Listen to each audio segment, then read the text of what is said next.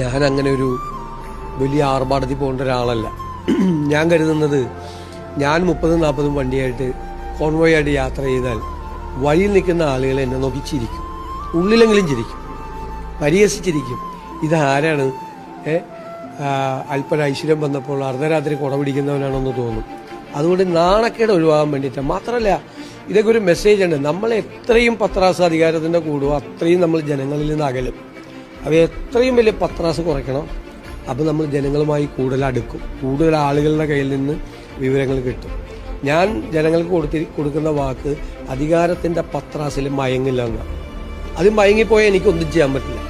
അതുകൊണ്ട് ഞാൻ മനഃപൂർവ്വം നിർബന്ധിച്ച് പറഞ്ഞതെല്ലാം ഒഴിവാക്കാൻ നോക്കുകയാണ്.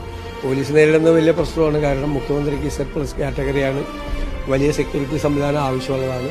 പക്ഷേ ഞാനത് അനുവദിക്കില്ല. അത് വേണ്ട.